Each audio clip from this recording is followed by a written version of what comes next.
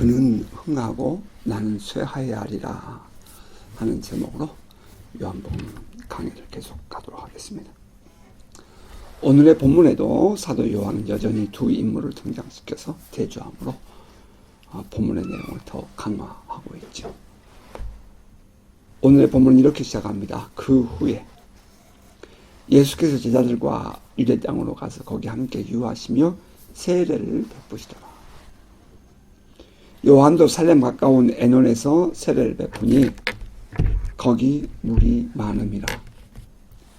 그러므로 사람들이 와서 세례를 받더라 라고 되어 있습니다. 예수께서 예루살렘 주변에 위치한 그 유대 땅으로 가서 하늘나라의 복음을 외치며 찾아오는 자들에게 세례를 베푸십니다. 그러나 이것을 좀 더 정확하게 표현한 이 4장 2절에 보면 예수께서 세례를 베푼 것이 아니라 예수의 제자들이 세례를 베풀었다 이렇게 기록되어 있죠. 예수께서 친히 세례를 베푸신 것이 아니요 제자들이 베푸신 것이라. 예수께서 제자들과 함께 계시며 제자들로 하여금 세례를 베풀게 했습니다. 이때 많은 사람들이 예수께 나와 세례를 받죠. 자, 이와 동시에 세례 요한은 살렘 가까운 에논이라는 그 지방에서 이제 물이 있는 곳에서 세례를 베풀고 있었습니다. 이 무렵 세례 요한의 제자가 한 유대인과 정결 예식에 대해서 논쟁을 하게 되는데요. 이때 무슨 내용을 그들이 논쟁했는지는 정확히 알 수 없습니다. 하지만 많은 성경학자들은 요한이 베푸는 세례와 또 그들이 행하는 정결 예식에 대한 논쟁이었거나 아니면 예수에게 세례를 베푼 것에 대한 내용이었을 것이다. 왜냐하면 예수는 유대인인데 어떻게 세례 요한이 유대인에게 세례를 베푸냐. 이것은 다시 말하면 이방인들이 유대인 속에 들어오기 위해서는 세례를 받아야 된다는 것을 전제하는데 어떻게 예수는 유대인인데 이렇게 세례를 받을 수 있느냐. 그러니까 어떻게 세례를 베풀 수 있느냐. 이런 얘기였을 것이다 라고 이야기하기도 합니다. 자, 어찌하였거나 그들이 세례 요한에게 와서 말합니다. 랍비여, 선생님과 함께 요단강 저편에 있던 이, 곧 선생님이 증언하시던 이가 세례를 베풀매 사람이 다 그에게로 가더이다. 여기 세례 요한의 제자들이 예수를 지칭하는 단어를 우리 조금 유익해 볼 필요가 있다고 생각합니다. 그들은 예수의 이름을 알았어요. 그럼에도 불구하고 예수의 이름을 직접 말하지 않고 선생님과 함께 요단강 저편에 있더니 곧 선생님이 증언하시던 이라고 불렀습니다. 여기에 뭔가 감춰진 그들의 감정이 있음을 알 수가 있어요. 그들이 지금 예수에게 몰려가는 사람들로 인하여 마음이 불편해하고 있는 것을 보여주고 있는 것입니다. 사람이 다 그에게로 가더이다. 많은 사람들이 다 예수의 제자들과 함께하는 그 그룹 속으로 가버리는 거예요. 그러니까 지난날은 자기들에게 몰려왔던 사람들이 이제 그들에게 가니까 지금 이 모습을 본 세례 요한의 제자들이 시기 질투심이 솟은 것입니다. 그래서 그들은 예수의 이름을 부르지 않고 선생님이 지난날 함께 있던 저 사람, 저희 선생님이 증언하던 바로 그이 이렇게 표현했다는 것입니다. 어찌 보면 예수께 찾아가는 많은 그 사람들을 바라보면서 축하해 주어야 할 것입니다. 그런데 그들은 그렇게 하지 않았습니다. 자, 그들의 입장에서라면 자기들에게 나와서 세례를 받았던 자가 따로 사람들을 모아서 세례를 주고 있다는 것이 어쩌면 매우 불만스럽게 보였을지도 모릅니다. 랍비여, 선생님과 함께 요단강 저편에 있더니 곧 선생님이 증언하시던 이가 세례를 베풀면 사람이 다 그에게로 가더이다. 자, 그러자 세례 요한이 대답하죠. 만일 하늘에서 주신 바 아니면 사람이 아무것도 받을 수 없느니라. 내가 말한 바 그는 나는 그리스도가 아니요 그의 앞에 보내심을 받은 자라 한 것을 증언할 자는 너희니라. 사람은 오직 하늘로부터 주어진 것만 받을 수 있다. 하늘로부터 주어진 사명만을 감당하는 것이지 그 이상을 탐하는 것은 옳지 않다. 그런 말인 것입니다. 세례 요한은 자기의 사명이 무엇인지 분명하게 알았습니다. 그는 더 이상도 더 이하도 아닌 자기에게 주어진 삶에 충성스러운 삶을 살고 있었던 것입니다. 자기에게 주어진 하늘로부터 주어진 사명이 그에게 무엇이었죠? 그것은 자기는 그리스도가 아니고 그리스도를 세상에 알리러 온 광야의 소리일 뿐이라는 것입니다. 자, 그것은 이제 마태복음 3장에 잘 기록되어 있는데요. 3장 1절 이하는 이렇게 기록합니다. 그때에 세례 요한이 이르러 유대 광야에서 전파하여 말하되 회개하라 천국이 가까이 왔느니라 하였으니 그는 선지자 이사야를 통하여 말씀하신 자라. 일렀을 때 광야에 외치는 자의 소리가 있어 이르되 너희는 주의 길을 예비하라. 그가 오실 길을 곧게 하라 하였느니라. 자, 이것은 이사야서 40장 3절 이하의 말씀을 인용한 것이고요. 바로 이 이사야서에 예언되어진 메시아가 오기 이전에 광야의 소리에 대한 예언이 세례 요한에게서 성취되었다 하는 것을 말하고 있는 것입니다. 자, 유대인들은 메시아가 오시기 전에 이 말씀이 이루어질 것을 기다렸습니다. 이사야서 40장 3절 이하는 이렇게 기록합니다. 외치는 자의 소리여 이르되 너희는 광야에서 여호와의 길을 예비하라. 사막에서 우리 하나님의 대로를 평탄케 하라. 골짜기마다 도두어지며 산마다 언덕마다 낮아지며 고르지 아니한 곳이 평탄하게 되며 험한 곳이 평지가 될 것이요 여호와의 영광이 나타나고 모든 육체가 그것을 함께 보리라. 이는 여호와의 입이 말씀하셨느니라. 유대인들은 이 말씀을 메시아가 오시기 전에 한 선지자가 나타나서 그 길을 예비할 것을 예언한 것이라고 받아들였고 또한 그들은 그래서 기다리고 있었습니다. 그러던 중에 세례 요한이 나타나서 세례를 베풀면서 그들에게 천국이 가까웠다. 회개하라. 이렇게 외치자 그들은 세례 요한에게 와서 세례를 받은 것입니다. 자, 이때 찾아온 사람 중에 세례 요한의 제자가 된 자들이 있게 되죠. 또 그들 중에는 지금 이 요한복음을 기록한 이 사도 요한도 처음에는 이 세례 요한의 제자였고요. 사실 또 생각해보면 예수님을 중심으로 세례 요한도 친척이고요. 또 사도 요한도 친척이에요. 그러니까 사실은 다 친척이죠. 그러니까 이 사회 그룹이 크지 않으니까 뭐 그런 일이 있을 수 있겠죠. 이 세례 요한에게 찾아왔던 많은 사람들 중에 우리가 이 알고 있는 사도 예수의 제자 요한도 있고요. 또 그리고 요한의 형제 야고보도 후에 순교한 야고보도 그 제자 중에 있었던 것입니다. 이미 이 세례 요한은 자기의 사명인지 무엇인지를 알고 있었어요. 여러분, 이건 매우 중요한 얘기입니다.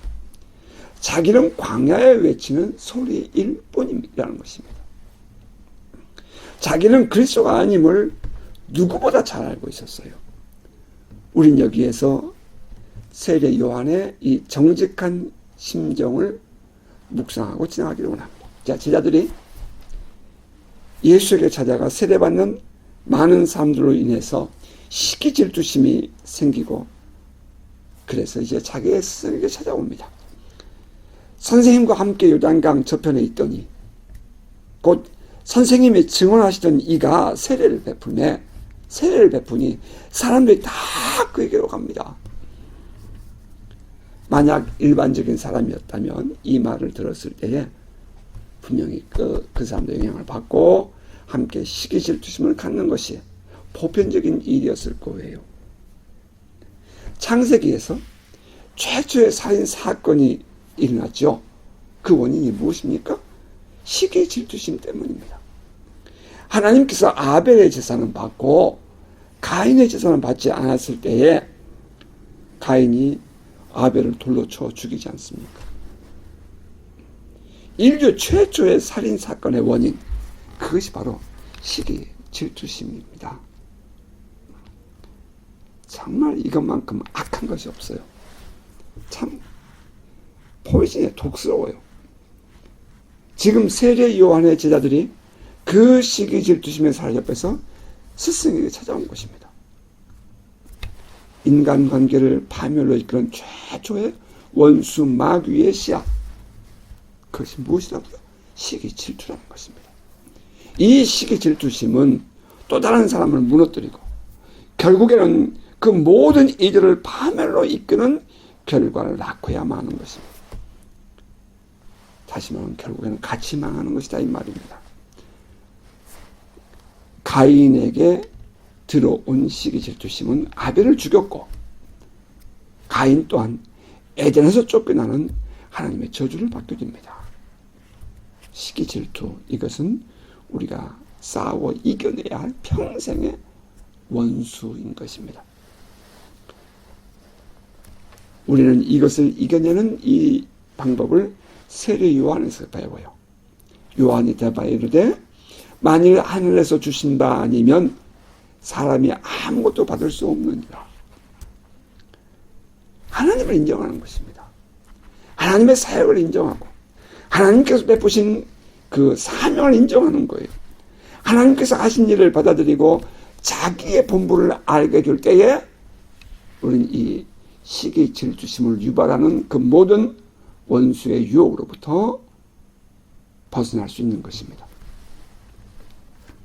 예수에게 찾아가는 사람들이 많다는 것은 하나님이 그에게 그렇게 주신 것이라 하는 말입니다. 더군다나 그런 그리스도이시고 나는 그의 앞길을 예비하는 자라는 것을 그런 이 세례 요한은 받아들였습니다. 그는 자기의 사명을 아는 것입니다. 자기가 해야 할 일이 무엇이며 어디까지인지 어디에서 멈춰야 할지를 알았습니다.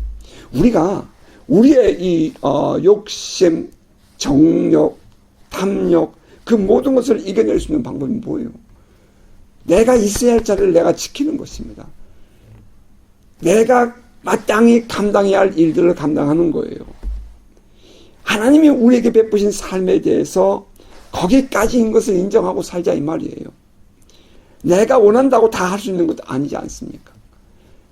그것이 안 되니까 시기 질투가 나고 그것이 안 되니까 넘어지는 거예요. 세례 요한은 자기의 사명을 알았습니다. 자기가 할 일이 무엇인지 어디까지인지 어디서 멈춰야 할지를 안 것입니다. 자, 29절을 보면 신부를 취하는 자는 신랑이나 서서 신랑의 음성을 듣는 친구가 크게 기뻐하나니 나는 이러한 기쁨으로 충만하였노라. 그는 철저히 자기의 위치를 지킵니다. 결코 자기가 바라보아야 할 것 이상을 추구하지 않았어요. 나는 이러한 기쁨으로 충만하였노라. 나는 친구로서 신랑이 이 신부를 맞이하는 그 기쁨에 함께하는 것으로 나는 충만하다. 나는 만족한다. 그런 말입니다. 세례 요한이 말하는 이러한 기쁨은 무엇인가요? 그가 꼭 주인공이 되어야 하는 그런 만족감이 아니라 주인공이 만족해하는 것을 보면서 그 옆에서 함께 만족해하는 그런 기쁨인 것입니다. 영화나 드라마에서 주연도 있고 조연도 있죠. 우리의 인생도 절대로 자기 혼자 살 수 없는 것입니다. 이때 때로는 내가 주연이 될 수도 있고 또 때로는 조연이 되어서 주연이 더 잘 드러나도록 보조 역할을 하는 것도 중요합니다. 이러한 관계가 잘 조화를 이루며 이루어지는 것이 우리의 삶인 것입니다. 얼마 전에 아카데미상을 받았던 그 영화 배우가 주연상이 아니라 조연상이죠.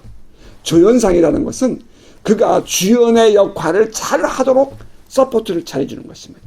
그 조연을 잘해줄 때에 어떤 경우는 주연이 살아나는 경우도 있고 또 주연이 잘했기 때문에 조연이 살아나는 경우도 있는 것입니다. 우리의 인생은 늘 그렇게 조화를 이루며 사는 것이랍니다. 하나님의 사역도 마찬가지예요. 하나님께서 이루신 일도 마찬가지입니다. 지금 이 세례 요한은 나는 그리스도가 아니다. 나는 다만 친구로서 신부를 맞이하는 신랑이 그 기쁨에 함께 참여하는 것으로서 나는 만족한다. 그런 조연인 것입니다. 이때 비로소 시기 질투심을 극복하고 우리는 건강한 관계를 유지하며 살 수 있는 거지요. 나는 이러한 기쁨으로 충만하였노라. 세례 요한의 이 마음이 우리 모두의 마음이기를 축복합니다. 그는 또 이어서 이렇게 말해요. 그는 흥하여야 하겠고 나는 쇠하여야 하리라. He must become greater. I must become less. He must become greater. 더 흥해야겠고 I must become less. 나는 더 낮아져야 하리라. 이 말 솔직히 참 쉽지 않습니다. 자기 안에 있는 자존감이 약하고 정체성이 분명하지 않으면 절대로 어려운 고백입니다. 그는 흥하여야 하겠고 나는 쇠하여야 하리라. 가난한 마음을 가진 사람들과 함께하는 것을 고통스러운 여러분 아십니까? 늘 어디를 가나 자기가 주인공이어야 하고 또 자기가 어딜 가나 인정받는 사람이어야 된다라고 생각하는 사람과 함께 지내는 것. 그 보통 힘든 것이 아닙니다. 그런 사람과 함께 있으면 언제나 마지막에 다툼이 일어나고 결국엔 상처만 남는 것입니다. 너는 쇠해야 하고 나는 흥해야 한다는 생각. 그것은 결국 멸망을 초래할 뿐입니다.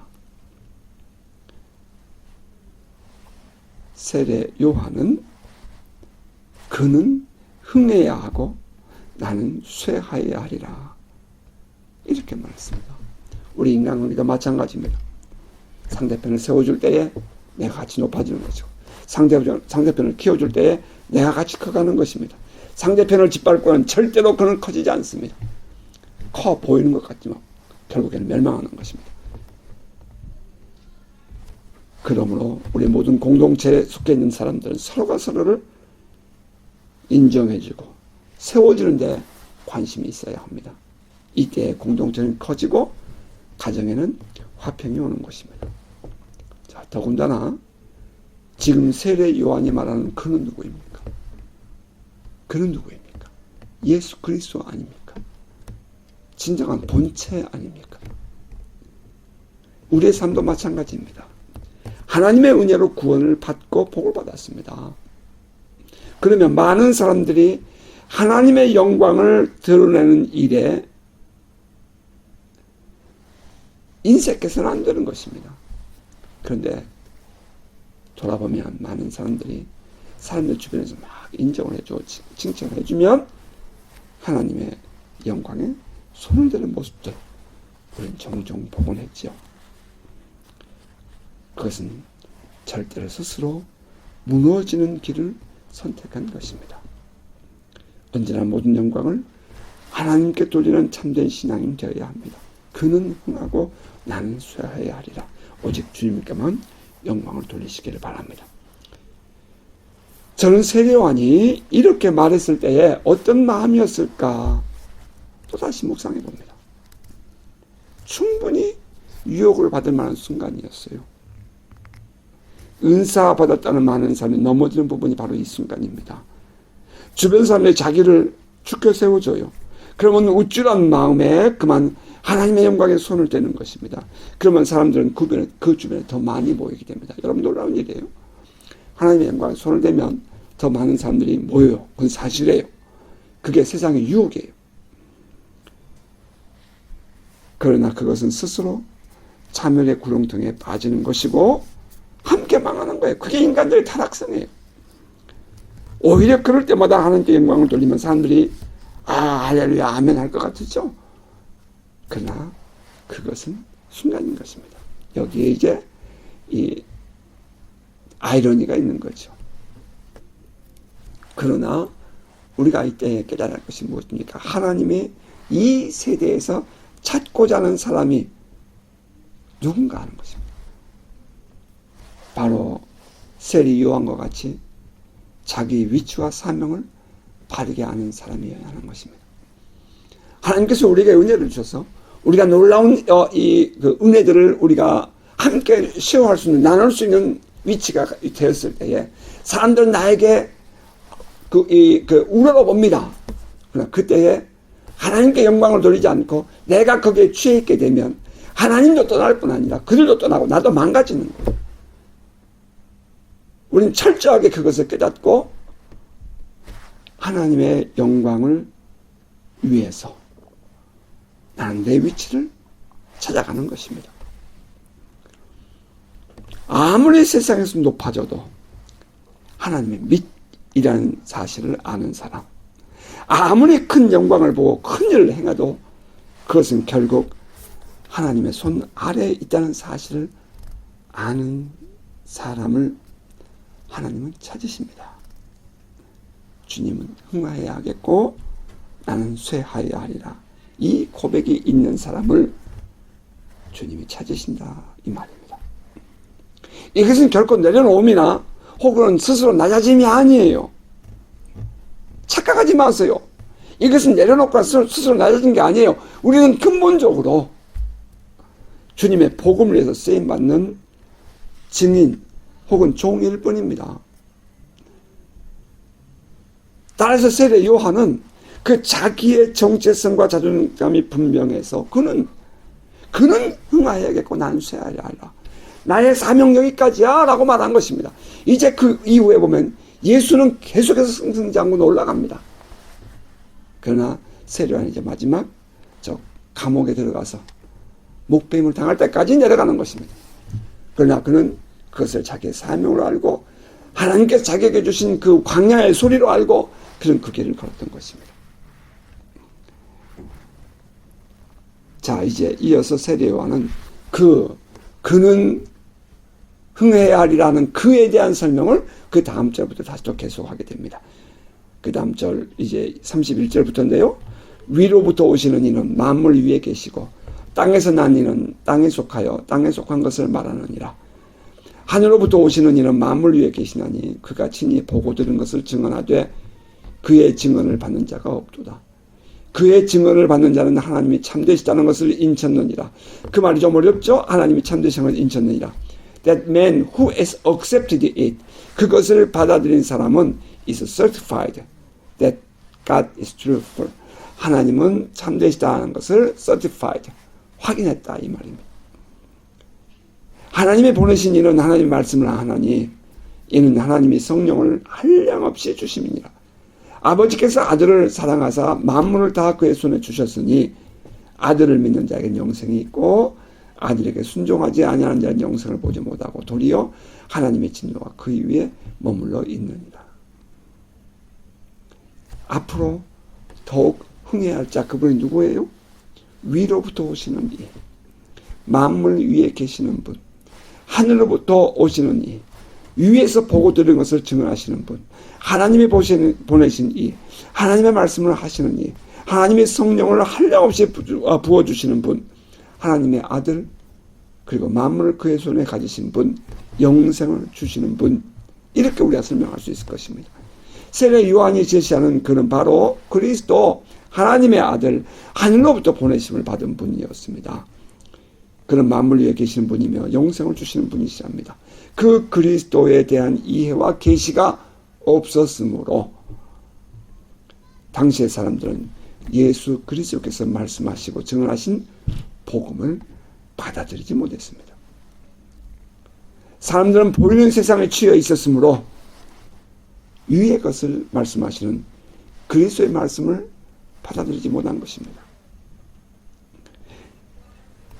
이제 오늘의 그 내용 중에도 보면 사도 요한은 하늘에 속한 자와 땅에 속한 자를 구분하여 대조시켜 설명하지요.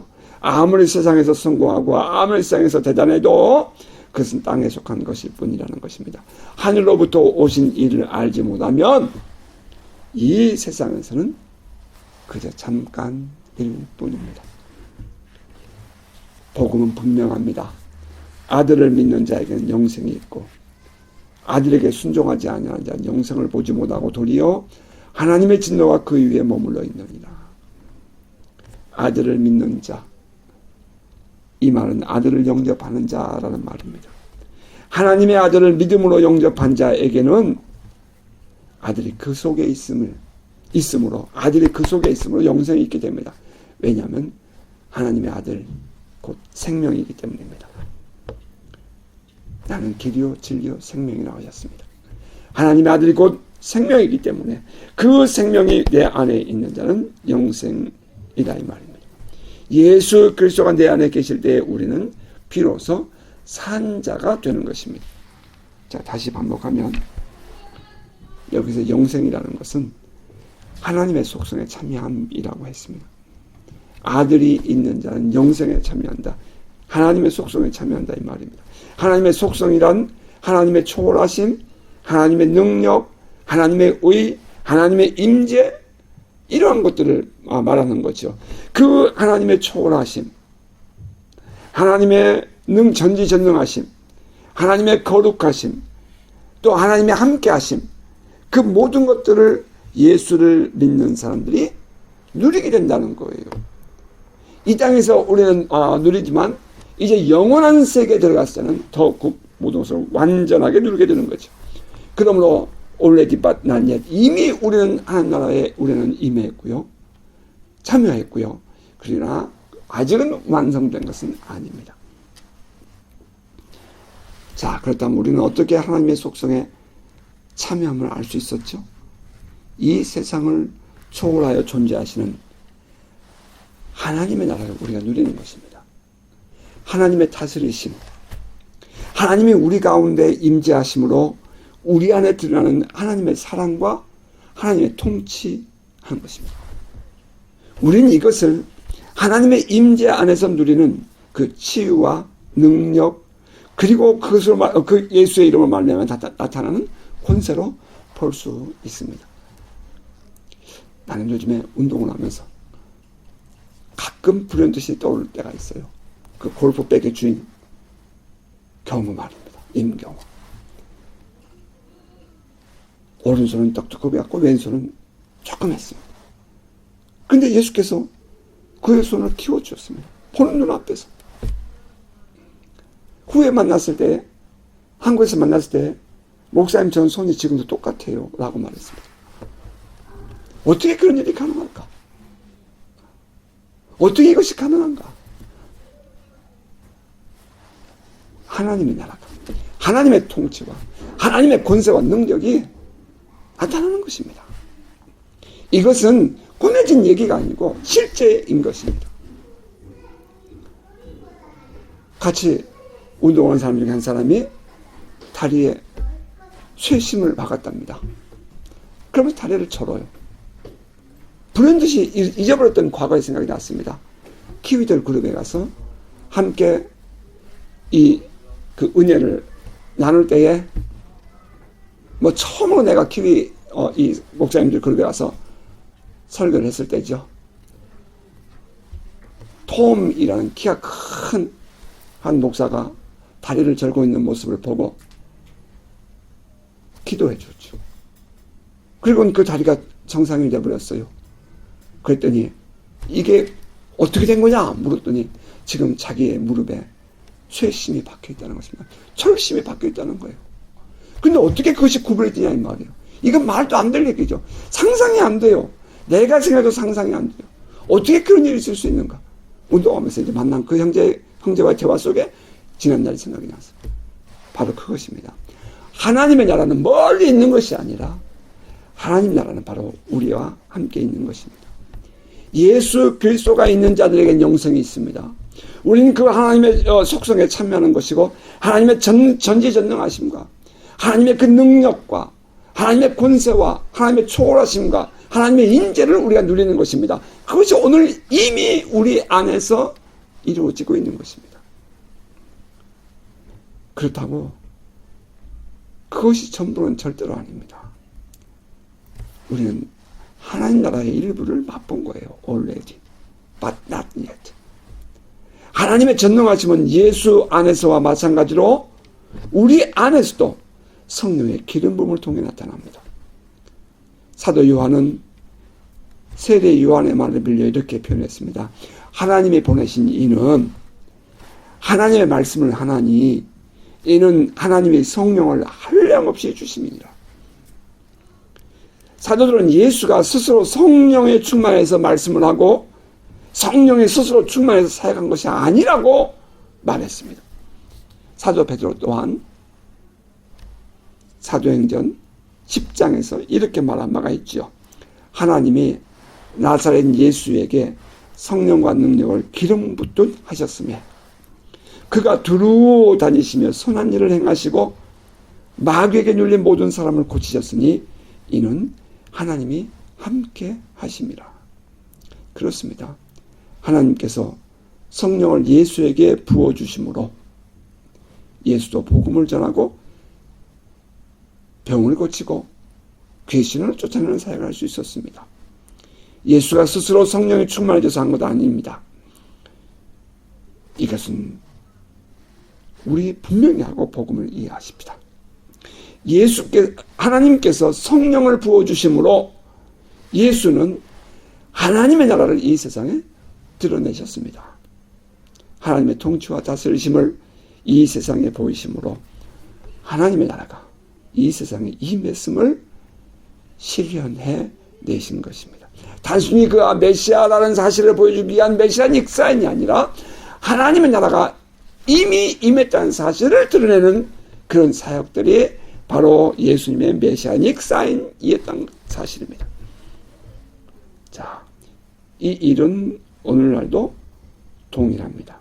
하나님께서 우리에게 성령을 기름 붓듯 부어주시기를 소원합니다. 그러나 여기서 분명하게 알아야 할 것은 우리가 그러한 능력과 권세를 통해서 하나님의 나라를 드러낸다고 해서 우리가 스스로 그리스도 되는 것 아닙니다. 만약에 그런 능력이 나타나고 그런 역사가 있다고 해서 내가 그리스도라고 말하면 이것은 이단이죠. 그래서 예수가 그리스도다 라는 것으로 우리 나아가야 하는 것입니다. 맞아요. 예수 그리스도의 이름의 권세와 성령의 능력의 그 기름 부으심으로 말미암아 이루어지는 모든 하늘나라의 역사는 우리에게 무엇을 증거해 준 거니? 맞아. 그래서 예수가 그리스도야 라는 사실을 보여준다는 것입니다. 거기를 가지 못하면 그러면 넘어지는 거예요. 복음 전도자가 확실하게 못을 박아야 할 것이 바로 거기입니다. 이게 바로 우리 정체성이고 자존감이어야 돼요. 여러분이 놀라우신 하나님의 그 은혜를 교회 안에서나 이 사회 속에서 드러낸다고 할 때에 그때 여러분들이 분명하게 알아야 합니다. 내 사명이 무엇이냐? 이로 말미암아 복음을 전하는 것입니다. 예수가 그리스도라는 사실을 드러내는 거예요. 이것이 우리에게 성령을 기름 붓듯 부으시는 하나님의 의도인 것입니다. 예수의 제자들이 그렇게 살았어요. 아들을 믿는 자에게는 영생이 있고 아들에게 순종하지 아니하는 자는 영생을 보지 못하고 도리어 하나님의 진노가 그 위에 머물러 있느니라. 여러분 안에 아들을 믿는 믿음이 있습니까? 예수 그리스도가 여러분의 구주이심을 믿으십니까? 예수께서 십자가에 달려 죽으심으로 우리를 향한 하나님의 저주를 해결하셨다는 이 사실을 여러분 정말 중심에서 믿으십니까? 여러분이 믿는지 믿지 않는지는 이 고백 후에 여러분의 마음과 삶을 보면 알 수 있습니다. 여러분이 이 고백을 진정으로 나의 고백으로 받아들인다면 여러분의 삶은 바뀔 것입니다. 예수께서 나를 위하여 십자가에서 죽으시고 부활하심으로 나의 죄의 값을 지불해 주었다는 사실이 믿어졌다면 여러분은 진정으로 자유함을 누리게 될 것입니다. 그러나 만일 예배를 마치고도 여전히 지난날의 죄를 생각하면 불안하고 긴장된다면 여러분은 예수를 믿지 않는 것입니다. 주님께 회개하고 고백했으면 주님이 나의 죄값을 지불해 주셨음에 대한 확실한 믿음을 갖고 자유함을 누리는 것입니다.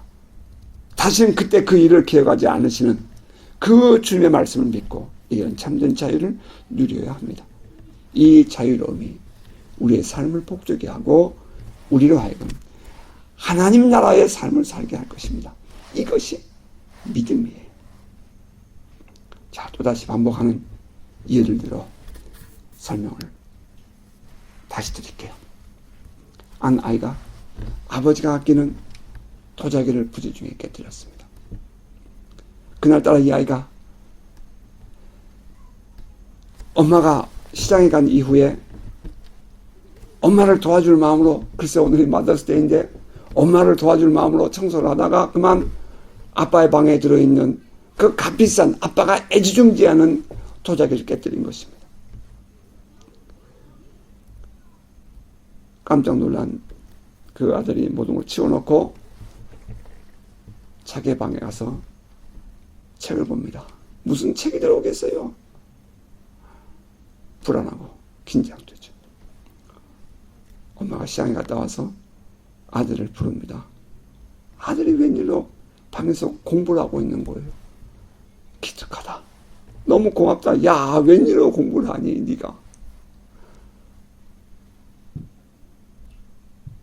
아빠가 왔습니다. 해가지고 퇴근을 했습니다. 근데 아들이 안 나오는 거예요. 야, 아빠 오셨다. 나와라. 그런데 아들이 불안해합니다. 못 나오죠. 아빠한테 해달라고 생각하니까. 여보, 쟤 오늘 왜 그래요? 아, 글쎄요. 오늘 학교 갔다 오자 이렇게 공부를 하고 있네요. 해가 서쪽에서 뜰 일이에요. 아빠가 불러도 대답만 할 뿐 나오지 못합니다. 저녁 밥상을 차려놓고 식사를 하도록 불렀습니다.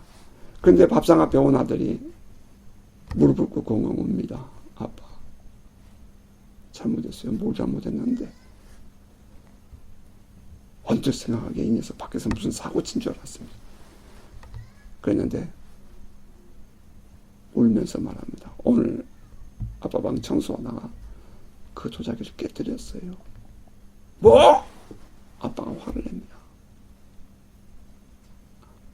아빠가 속이 뭉들어지죠. 그래도 어떡해요. 잘못했다고 하니까 깨진 도자기. 그래, 어쩔 수 없다. 그래, 괜찮아. 밥 먹자. 하지만 웅웅입니다. 크게 상처받았죠. 아들도. 아빠도 상처받죠. 그쯤 되면. 그렇지만 밥을 다 먹었습니다. 무슨 밥이 넘어가겠어요. 아들이 자기 방으로 들어가고 아빠는 밥상을 물린 이후에 조용히 신문을 보고 있습니다. 아들이 가만히 있으니까 안 되겠어요. 또 찾아갑니다. 아빠 잘못했어요. 그래, 괜찮다. 어쩔 수 없지 뭐. 건너가서 자거라. 건너갑니다. 또 생각하니까 또 잘못된 것이 또 생각이 나요. 이거 갖고는 안 되겠다 싶은 마음이 듭니다. 그러니까 아빠가 이제 불 끄고 막 주무시려는데 쫓아가서 또 아빠가 잘못했어요. 자, 그쯤 되면 이제 아빠가 화가 나죠. 이게 뭐야, 이 녀석. 너 상처 많이 받았구나. 그래서 괜찮다. 건너가라. 이제 아빠도 화가 나는 거죠. 건너갔습니다. 밤에 잠을 자요? 잠이 옵니까? 계속 또 생각이 나죠. 아침에 눈을 뜨자마자 또 아빠 방에 와서 또 이제 자, 이쯤 되면 이제 안 맞는 게 이상하죠. 이 녀석이 아빠 좀 놀려? 아빠가 용서한다 했잖아. 아빠가 잊어버린다 했잖아. 화를 냅니다. 여러분, 우리가 주님께 나와서 회개하는 게 어떤 거예요?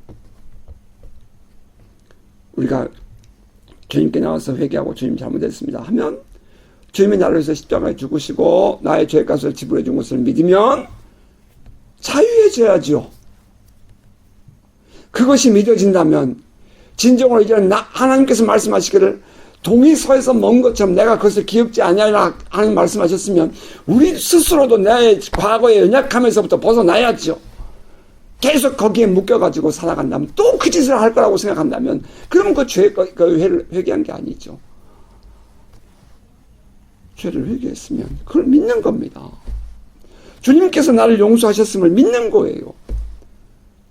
믿음으로 받아들이고 내 스스로 나 자신을 용서하는 거예요. 많은 사람이 나 자신을 용서하지 못하면서부터 그런 일들이 생기는 거거든요. 내 자신을 용서하는 거예요. 그 다시는 그런 죄를 짓지 말아야죠. 만약에 용서한다는 거 또 죄를 지면 그건 용서가 아니죠.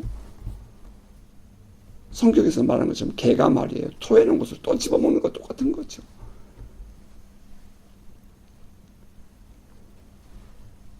우리의 믿음을 아주 쉽게 표현한 예화일 것입니다. 여러분, 우리 자신을 지난 한 주간의 삶도 또 지난날의 삶도 돌아보세요. 그렇죠. 부끄럽지요. 말하기도 부끄럽고 우리가 고백하기도 부끄러워요. 하지만 주님께 내가 진정으로 회개했다면 동이서에서 머리가 먼 것처럼 하나님께서 영원히 그것을 우리에게서 기억지 아니하실 것입니다. 그러므로 나 또한 내 자신에 대해서 용서하고 나에게 진정한 자유를 선언해 주는 것입니다. 그리고 그 믿음 안에 사는 거예요. 그리고 이제 나의 자리를 지키고 이제 내가 있어야 할 나의 정체성과 내가 가져야 할 자존감을 분명하게 세우는 것입니다. 우리 안에서 나의 믿음이 자라지 못하도록 유혹하는 원수의 소리에 귀를 기울여서는 안 됩니다. 회개했습니까? 그랬으면 주님이 용서하셨음을 믿으십시오. 예수께서 십자가에 죽으시고 부활하심으로 여러분의 죄는 모두 용서받았습니다. 그리고 이제는 지난날의 죄책감부터 벗어나십시오. 여러분 안에 하나님이 주신 은혜대로 주를 섬기며 감사함으로 자유하십시오. 넘어졌다고 포기하지 마세요. 또다시 주님을 바라보고 자백하고 일어서시기 바랍니다. 주님은 베드로에게 70번씩 7번이라도 용서를 하죠. 주님은 우리가 돌아오기만 하면 우리를 용서하시는 우리의 아버지이십니다. 그게 아버지의 진정한 심정이에요. 죄 지은 아들을 살려내기 위해서 아버지가 죽음의 길을 가는 것입니다. 그것이 아버지의 심정이라고요. 누가 그 아들에게 돌을 던지면 아버지가 그 아들을 안고 돌에 맞아 죽을 것입니다. 이것이 아버지의 심정이에요. 넘어졌어요.